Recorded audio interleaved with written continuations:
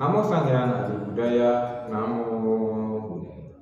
Hai semua, jumpa kembali bersama Teacher dalam pendidikan agama Buddha dan Budi Pekerti. Anda semua, pada kesempatan hari ini kita akan membahas tentang pokok-pokok ajaran Buddha dalam Kongres Umat Buddha 1 tahun 1979 di Yogyakarta. Anda semua, tujuan pembelajaran yang kita lakukan pada hari ini yaitu agar Anda semua mampu untuk memahami kriteria dari agama Buddha di Indonesia. Kemudian yang kedua, siswa atau Anda semua memiliki pengetahuan tentang pokok-pokok ajaran Buddha berdasarkan pada Kongres Umat Buddha 1 pada tahun 1979 di Yogyakarta. Oke, yang pertama kita akan membahas tentang agama Buddha di Indonesia. Agama Buddha di Indonesia ini berkembang pesat pada zaman Kerajaan Mataram kuno yang juga berpusat di Jawa Tengah. Kemudian ada Kerajaan Sriwijaya yang berpusat di Sumatera, yaitu Sumatera Selatan, dan Kerajaan Majapahit yang berpusat di Jawa Timur.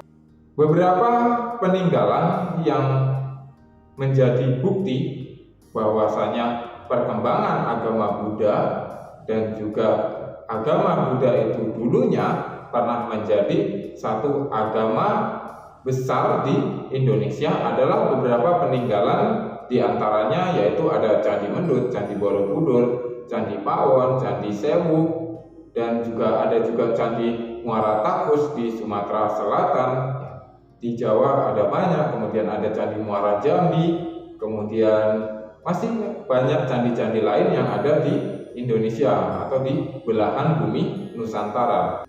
Kemudian setelah masa tersebut, agama Buddha ini mulai meredup atau eksistensinya ini tidak terlihat di bumi Nusantara, walaupun sebenarnya masih banyak masyarakat kita yang juga masih berpegang teguh pada Buddha Dharma. Akan tetapi bentuk-bentuk kegiatan atau ritualnya itu yang tidak dimunculkan, hanya digunakan untuk pribadi atau dilaksanakan Buddha Dharma ini untuk diri sendiri, belum terorganisir. Kemudian setelah masa kerajaan tersebut usai, agama Buddha ini muncul kembali setelah era kemerdekaan.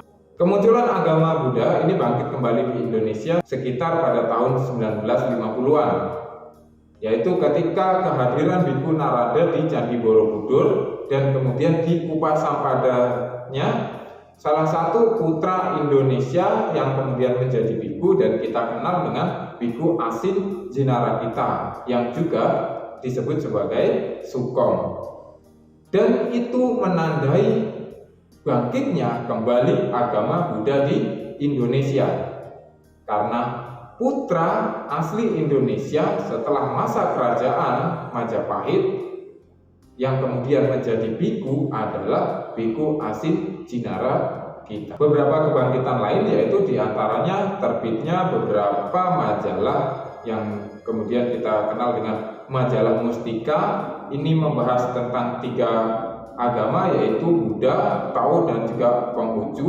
Lalu ada beberapa pertemuan di berbagai kelenteng-kelenteng dan kemudian didirikannya perkumpulan-perkumpulan teosofi. Setelah melewati beberapa masa dan tahun setelah itu di era kemerdekaan, agama Buddha ini mulai bangkit kembali di bumi Nusantara dan juga pada saat itu dibarengi dengan adanya kemunculan beberapa majelis-majelis agama Buddha dan juga beberapa sangha di dalam agama Buddha. Karena hal tersebut kemudian dibuatlah sebuah Kongres Umat Buddha. Nah, tujuan dari Kongres Umat Buddha ini yaitu mewujudkan kerukunan, persatuan, dan kesatuan umat Buddha di Indonesia, dan tujuan yang lainnya yaitu adalah adanya ketetapan pokok-pokok ajaran Buddha di Indonesia, yang mana ketentuan ini nantinya akan diterapkan dan disepakati oleh seluruh majelis dan juga sangha-sangha yang ada di Indonesia. Hasil Kongres Umat Buddha 1 pada tanggal 8 Mei 1979 ini ditetapkan beberapa kriteria-kriteria agama Buddha di Indonesia. Yang pertama yaitu tentang ketuhanan, yaitu ketuhanan yang Maha Esa. Sama seperti pada Pancasila Dasar Negara, yaitu sila yang pertama, yaitu ketuhanan yang Maha Esa. Umat Buddha dari berbagai tradisi di Indonesia ini menyebut ketuhanan yang Maha Esa dengan sebutan yaitu Sang Hyang Adi Buddha sebagai ketuhanan yang Maha Esa. Kemudian pokok-pokok dasar ajaran Buddha yang kedua dari ketetapan Kongres ini yaitu tentang Triratna atau Tiratana. Triratna atau Tiratana ini berarti 3 mustika, yaitu mustika Buddha, mustika Dharma, dan mustika Sangha. Semua umat Buddha yang ada di Indonesia ini menyetujui tentang pokok ajaran tentang Triratna ini. Kemudian setelah itu umat Buddha ini menyatakan perlindungan atau berlindung kepada Buddha, Dharma, dan Sangha dengan cara tisarana atau menyatakan 3 perlindungan. Kemudian pokok ajaran yang ketiga yaitu tentang Bodhisattva atau Bodhisatta. Bodhisattva atau Bodhisatta yang di sini maksud adalah calon Buddha, yaitu makhluk yang memiliki cita-cita untuk menyempurnakan diri di dalam Dharma atau dalam kebenaran untuk mencapai Nibbana, yaitu menjadi Buddha, dan demi kebahagiaan banyak makhluk, seperti yang dilakukan oleh Petapa Sumedho yang bercita-cita atau bertekad untuk menjadi Buddha. Selain itu, beberapa Bodhisattva yang cukup dikenal yaitu ada Bodhisattva Avalokitesvara, kemudian Siti Garba, Manjusri, dan juga Samanta Badra, serta masih banyak bodhisattva yang lainnya. Pokok ajaran yang keempat yang ditetapkan dalam Kongres yaitu 4 kebenaran Arya atau 4 kebenaran mulia. 4 kebenaran ini yaitu 1 kebenaran mulia tentang dukkha atau dukkha Arya Satya, kemudian kebenaran mulia tentang sebab dukkha yaitu dukkha samudaya Arya Satya, kemudian kebenaran mulia tentang lenyapnya dukkha yaitu dukkha nirodha Arya Satya, dan yang keempat kebenaran mulia tentang jalan menuju lenyapnya dukkha. Pokok ajaran yang kelima berdasarkan Kongres Umat Buddha yaitu hukum karma. Karma adalah perbuatan yang dilakukan melalui ucapan, pikiran, maupun badan jasmani yang didasarkan pada kehendak atau cetana. Umat Buddha ini meyakini dari ajaran tentang karma atau kama, hukum perbuatan. Selanjutnya pokok ajaran yang keenam yaitu tentang punarbawa atau punabawa. Punarbawa berarti adalah kelahiran kembali. Umat Buddha tidak memandang bahwa kehidupan saat ini adalah satu-satunya kehidupan yang dialami oleh setiap makhluk. Setiap makhluk itu dilahirkan kembali setelah meninggal sesuai dengan karma atau perbuatan atau sesuai dengan karma yang dilakukan atau diperbuatnya. Kelahiran kembali ini akan berakhir ketika seseorang telah mencapai Nibbana atau mencapai kebahagiaan tertinggi. Pokok ajaran yang ketujuh yaitu tentang tilakana atau trilakana. Tilakana adalah 3 corak umum atau disebut juga dengan 3 corak kehidupan, yaitu anicca, dukkha, dan anatta. Merupakan corak umum yang bersifat universal tentang segala sesuatu fenomena yang terbentuk dari perpaduan unsur atau yang terkondisi yang ada di alam semesta ini, termasuk diri kita para makhluk hidup. Rumusan tilakana yang pertama yaitu sabbe sankara anicca, yaitu segala sesuatu yang terkondisi adalah anicca atau selalu berubah, tidak kekal. Yang kedua yaitu sabbe sankara dukati, yaitu segala sesuatu yang terkondisi adalah duka, yaitu tidak menyenangkan atau dengan kata lain penderitaan.